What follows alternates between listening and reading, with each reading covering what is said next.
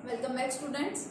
In this video we are going to discuss about hexahalides. Last lecture में last video में हम लोग tetra halides tetra fluorides की formation discuss कर चुके हैं. अब हम लोग डिस्कस करेंगे अबाउट हेक्साहैलाइड्स. हेक्साहैलाइड्स की भी यहाँ पे क्या होती है बेटा, फॉर्मेशन होती है. मान लीजिए आपके पास क्या है, सल्फर है, ठीक है. हेक्साहैलाइड का मतलब कि 6 हैलोजन एटम्स वहां पे अटैच होंगे एंड जो फ्लोराइड्स होते हैं वही यहाँ पे भी ज्यादा स्टेबल होते हैं. तो कौन कौन से हेक्साहैलाइड्स बन सकते हैं, जैसे SF6, SEF6, TeF6, ठीक है. पोलोनियम यहाँ पे भी मेंशन नहीं करेंगे. Why? Because it is radio active in nature. Polonium radio active होता है, ठीक है. अब इन तीनों की जब बात करते हैं तो सबसे पहले क्या आ जाता है, स्ट्रक्चर आता है. सल्फर हेक्साफ्लोराइड स्ट्रक्चर कैसा होता है सल्फर हेक्साफ्लोराइड का और इन बाकी सभी हेक्साफ्लोराइड्स का स्ट्रक्चर होता है ऑक्टाहेड्रल.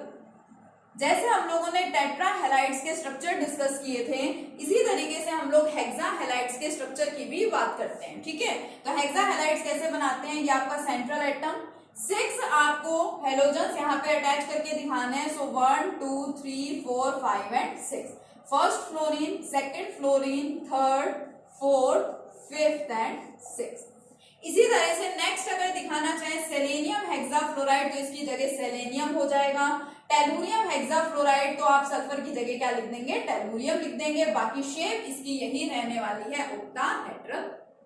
अब इनकी भी यहाँ पे क्या बात करते हैं, इनकी हाइड्रोलाइसिस की बात की जाती है कि ये जो आपके हेक्साहैलाइड्स हैं क्या ये हाइड्रोलाइसिस शो करते हैं या नहीं करते. तो SF6 के बारे में तो आपको पहले ही बता चुकी हूँ कि sulphur hexafluoride do not react with water due to steric hindrance. Paper में आपसे बोला जाता है कि complete the following equation SF6 plus water, ठीक है. अब अगर ये दे दिया कंप्लीट द फॉलोइंग इक्वेशन तो बच्चों को लगता है कि यहाँ पे रिएक्शन होता ही होगा और वो hydrogen fluoride and sulphur dioxide बना देते हैं, लेकिन ऐसा नहीं है. ध्यान रखें, सल्फर टेट्राफ्लोराइड वाटर से रिएक्ट करके hydrogen fluoride and sulphur dioxide बनाता है, लेकिन सल्फर हेक्साफ्लोराइड वाटर के साथ रिएक्शन शो नहीं करता. तो आप लोग सिंपल सा यहाँ पे मेंशन क्या कर देंगे, नो रिएक्शन. लेकिन एक पॉइंट और समझिए, एक बात और आपको ध्यान रखनी है, on moving down the group, particular group की तो बात कर रहे हैं, 16 ग्रुप को यहाँ पे हम लोग डिस्कस कर रहे हैं. So on moving down the group the tendency, किसकी tendency, tendency to show hydrolysis increases, ठीक है. यहां हम ये बोलते हैं tendency to show hydrolysis increases down the group. क्यों, अब ऐसा क्यों होता है, अभी मैंने आपको बताया कि सल्फर हेक्साफ्लोराइड वाटर के साथ रिएक्शन शो नहीं करता. क्यों, क्योंकि वहां पे स्टेरिक हिंड्रेंस हो जाती है.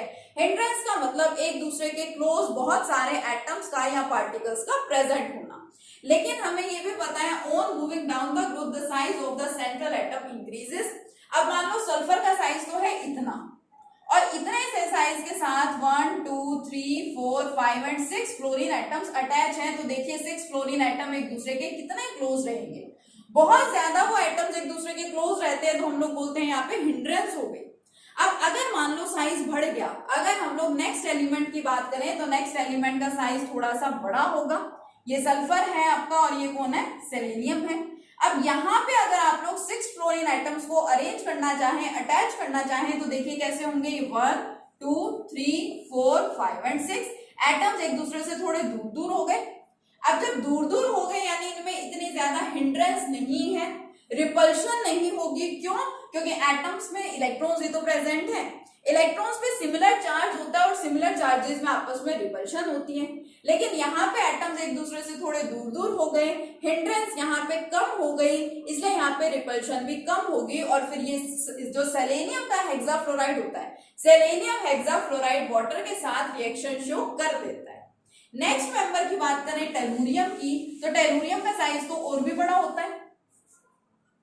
मान लीजिए ये आपका टेलुरियम है, ठीक है, इट इज योर टेलुरियम. यहाँ पे आपको 6 फ्लोरीन एटम्स को अरेंज करके दिखाना है. Your first fluorine, second, third, fourth, fifth and 6. Size बढ़ गया तो एटम्स और दूर दूर हो गए, तो ये भी इजिली क्या कर सकता है, हाइड्रोलाइसिस के फिनोमिना को शो कर सकता है. तो हम लोग बोल सकते हैं कि on moving down the group As the size of the central atom increases, the phenomena to show the hydrolysis process or hydrolysis reaction also increases. क्यों? क्योंकि साइज बढ़ रहा है सेंट्रल एटम का, उसकी वजह से स्टेरिक हिंड्रेंस एंड रिपल्शन क्या हो रही है, वहां पे डिक्रीज होती जा रही है, कम होती जा रही है। ठीक है, तो ये कंसेप्ट था हेक्साहेलाइड का, जो कि आप लोगों को अच्छे से डिस्कस करना है।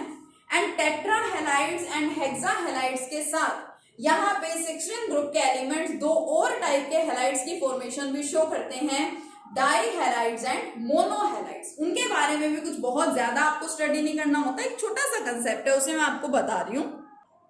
देखिए, नेक्स्ट टाइप के हेलाइड्स की बात करते हैं, जो 13 ग्रुप एलिमेंट शो करते हैं। थर्ड टाइप के हेलाइड्स, दीज आर डाईहेलाइड्स। ठीक है, डाईहेलाइड्स का मतलब यहाँ पे क्या है, इसको अच्छे से समझिए। डाईहेलाइड्स का मतलब कि जो आपका सेंट्रल एटम है उसके साथ में दो हैलोजन वहां पे अटैच होंगे, तो अगर दो हैलोजन अटैच होते हैं तो उसको हम लोग क्या बोलते हैं, डाईहेलाइड्स बोलते हैं। ठीक है, अब डाईहेलाइड्स का केस क्या है, कौन डाईहेलाइड बनाएगा, किस टाइप के डाईहेलाइड्स के स्ट्रक्चर होते हैं, ये हमें यहाँ पे देखना है। तो 16 जो आपका ग्रुप है, 16 ग्रुप में एक्सेप्ट सेलेनियम, सेलेनियम को छोड़ करके बाकी जो भी आपके मेंबर्स हैं 16 ग्रुप के, वो क्या करते हैं, वो डाईहेलाइड्स की फॉर्मेशन करते हैं। डाईहेलाइड का मतलब क्या है कि आपका सेंट्रल एटम होगा और उस सेंट्रल एटम के साथ दो हैलोजन वहां पे अरेंज होंगे, अटैच होंगे। डाई का मतलब क्या है, टू। सेलेनियम को छोड़ के एक्सेप्ट सेलेनियम, जो आपका बच गया, जैसे सल्फर है, टेलुरियम है, ये सब क्या करते हैं, डाईहेलाइड्स की फॉर्मेशन करते हैं। अब डाईहेलाइड बनके यहाँ पे ऐसा नहीं है कि फ्लोराइड्स ही बनते हैं, फ्लोराइड्स की भी फॉर्मेशन होती है। जनरली हम लोग बात करते हैं आप इसके स्ट्रक्चर की, कि आपने डाईहेलाइड्स पढ़ा तो उनका कुछ ना कुछ स्ट्रक्चर भी तो होता होगा। फॉर एग्जाम्पल, मान लीजिए हमारे पास सल्फर का कोई डाईहेलाइड है, सपोज वी हैव सल्फर डाईक्लोराइड, तो हमें इसका स्ट्रक्चर समझना है। अब सल्फर का स्ट्रक्चर, सल्फर डाईक्लोराइड का स्ट्रक्चर कैसे समझेंगे, इसकी लेविस रिप्रेजेंटेशन कर लो। सल्फर के आउटर मोस्ट शेल के अंदर 6 इलेक्ट्रॉन्स होते हैं, तो 1 2 3 4 5 एंड 6। दो क्लोरीन एटम हम लोगों को अटैच करने हैं, so it is our first chlorine atom and it is our second chlorine atom. तो देखिए, ये आपका सेंट्रल एटम, दो यहाँ पे बॉन्ड बने हुए हैं एंड दो ही क्या है, लोन पेयर ऑफ इलेक्ट्रॉन्स, यानी कि it is of the type Ab2L2। और Ab2L2 का स्ट्रक्चर किस टाइप का होता है, वी शेप या बेंट शेप, सेम वैसा जैसे कि वाटर का स्ट्रक्चर होता है। कैसा होता है वाटर का स्ट्रक्चर, या आपने सल्फर दिखा दिया। ठीक है, दो क्लोरीन एटम आप लोगों को अरेंज करके दिखाने, ये आपका फर्स्ट क्लोरीन हो गया, ये आपका सेकंड क्लोरीन हो गया, इधर lone pair of electron and इधर lone pair of electron. Water भी तो ऐसे ही बनाते हैं ना, और इन बॉन्ड्स की वजह से हम लोग इसको क्या बोलते हैं, वी शेप, या फिर हम उसको क्या बोल देते हैं, बेंट शेप। ठीक है, कई बार, अब ये देखो, ये जो मैंने स्ट्रक्चर बताया है यहाँ पे आपको, it is typically on the basis of VSEPR theory. अगर हम लोग एग्जैक्ट स्ट्रक्चर की बात करें तो एग्जैक्ट स्ट्रक्चर यही बनता है। बाकी कुछ बुक्स में इसका जनरल स्ट्रक्चर भी दिखा दिया जाता है, उसको भी बता देती हूँ कैसे रिप्रेजेंट करते हैं। ये आपका सल्फर, दो क्लोरीन एटम्स यहाँ पे अरेंज करके दिखाते हैं और दो लोन पेयर ऑफ इलेक्ट्रॉन्स को ऐसे दिखा देते हैं। लेकिन फिर भी मैं बोल रही हूँ कि जो आपका एग्जैक्ट स्ट्रक्चर है वो यही होता है। तो आपसे एग्जाम में पूछा जाए तो बेटर है कि अगर आप यही वाला स्ट्रक्चर बनाते हैं तो। ठीक है, तो ये होते हैं आपके डाईहेलाइड्स। इसके अलावा मोनोहेलाइड्स की भी फॉर्मेशन होती है। ध्यान रखना, सेलेनियम जो है it is not involve in the formation of dihalide. Selenium dihalide नहीं बनाता, यहाँ पे एक्सेप्शनल केस है। लास्ट टाइप के हेलाइड्स की बात करें तो वो होते हैं हमारे पास में मोनोहेलाइड्स। मोनोहेलाइड का मतलब कि सेंट्रल एटम के साथ सिर्फ एक ही अगर हेलोजन प्रेजेंट हो तो उसको हम लोग क्या बोलेंगे, मोनोहेलाइड्स। ठीक है, चलिए समझते हैं मोनोहेलाइड्स क्या होते हैं। यस, जो लास्ट टाइप के हेलाइड्स हैं, these are the monohalides. Mono mean single halogen atom, but यहाँ पे आपको ध्यान रखना है कि these exist as dimers. Exist as dimers. जो मोनोहेलाइड्स हैं वो डाइमर्स की तरह से एग्जिस्ट करते हैं। डाइमर का मतलब कि दो दो अटैच होंगे। दो दो का मतलब कि अगर मैं चाह रही हूँ मोनोहेलाइड्स की, देखो मोनोहेलाइड्स की बात करूं तो इसका मतलब सिंपल सा क्या होता है, आपका सेंट्रल एटम और उसके साथ में एक हेलोजन एटम। लेकिन इनकी एग्जिस्टेंस इस तरह से नहीं होती। जैसे आप लोग बोलते हैं कि आपको कहीं पे कोई रिएक्शन दिखाना है क्लोरीन का, तो आप उसको मोनो एटॉमिक फॉर्म में नहीं लिखते या एटॉमिक फॉर्म में नहीं लिखते, आप उसे मोलिकुलर फॉर्म में दिखाते हैं।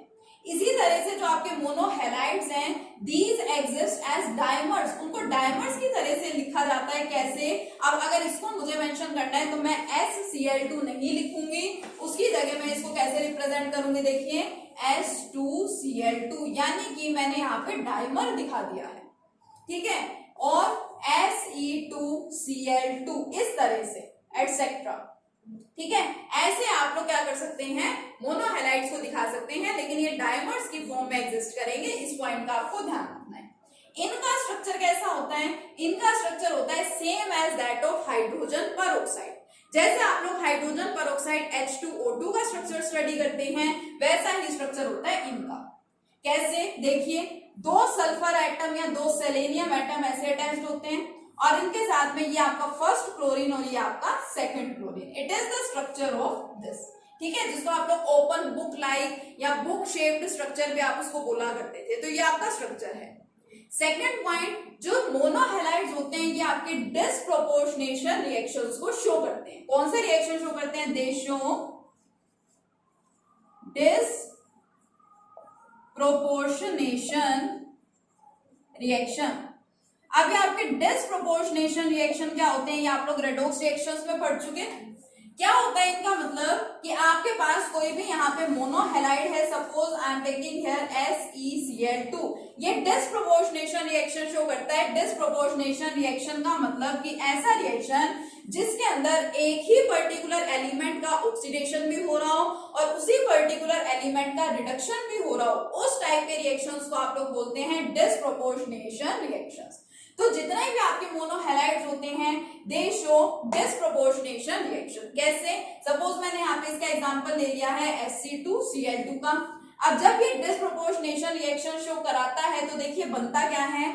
SeCl4 सेलेनियम टेट्राक्लोराइड प्लस साथ में फॉर्मेशन होती है सेलेनियम की। अब देखिए यहाँ क्या हुआ, इसकी ऑक्सीडेशन स्टेट यहाँ पे फाइंड आउट करो। ऑक्सीडेशन स्टेट किसी को फाइंड आउट नहीं करनी आती, नहीं सीधा फाइंड कर सकते, तो रूल भी तो आपको पता है। जिसकी ऑक्सीडेशन स्टेट फाइंड करनी है उसको आप लोग X लेट करते हैं। तो यहाँ पे ये क्या हो गया? 2x। एक क्लोरीन एटम के ऊपर चार्ज होता है -1, 2 के ऊपर कितना हो जाएगा? -2 इक्वल टू 0, यानी X इज इक्वल टू 1। तो यहाँ आपके पास जो सेलेनियम है इसकी ऑक्सीडेशन स्टेट क्या है? +1। इसी तरह से यहाँ पे इसकी ऑक्सीडेशन स्टेट फाइंड कीजिए +4, और ये एलिमेंट्री स्टेट में है तो इसकी ऑक्सीडेशन स्टेट यहाँ पे क्या होगी? 0। अब देखिए यही आपका सेलेनियम एटम है पर्टिकुलर, इसकी ऑक्सीडेशन स्टेट +1 से +4 हो रही है, यानी कि इंक्रीज इन ऑक्सीडेशन स्टेट। इसी सेलेनियम एटम की ऑक्सीडेशन स्टेट कम भी हो रही है, +1 से 0 हो गई, यानी कि डिक्रीज इन ऑक्सीडेशन स्टेट। तो इस टाइप के रिएक्शंस को आप लोग क्या बोलते हैं? Disproportionation reaction. इट मींस जो हमारे मोनोहैलाइड्स है वो डिसप्रोपोर्शनेशन रिएक्शन को शो करते हैं, ठीक है। तो ये जो आपने हैलाइड्स पढ़े हैं, फॉर्मेशन ऑफ हैलाइड्स, इसमें बहुत ज्यादा पार्ट ऐसा है जो आप लोगों को ध्यान रखना है, रिएक्शंस आप लोगों को याद करने हैं, शेप्स स्ट्रक्चर्स आप लोगों को यहाँ पे याद करने हैं, किस टाइप का फिनोमिना, किस टाइप के रिएक्शंस ये हैलाइड्स फॉर्म करते हैं या शो करते हैं, ये आपको अच्छे से ध्यान रखना है, ठीक है। इसके अंदर काफी सारी चीजें हैं याद रखने की, तो इनको 1 बाय 1 अच्छे से लिख लिख के याद करेंगे, स्ट्रक्चर्स बना बना के देखेंगे एंड इक्वेशंस लिख लिख के आपको देखनी है। तो यहाँ पे आपके हैलाइड्स कंप्लीट हो गए 16 ग्रुप एलिमेंट्स के। नेक्स्ट लेक्चर में हम लोग डिस्कशन करेंगे नेक्स्ट केमिकल प्रॉपर्टी का, that is reaction with oxygen means formation of oxides, कि जो आपके 16 ग्रुप एलिमेंट्स हैं वो ऑक्सीजन के साथ रिएक्ट करके किस टाइप के ऑक्साइड्स की फॉर्मेशन शो करते हैं, ठीक है। नेक्स्ट लेक्चर में इसको कंटिन्यू करेंगे। Thank you.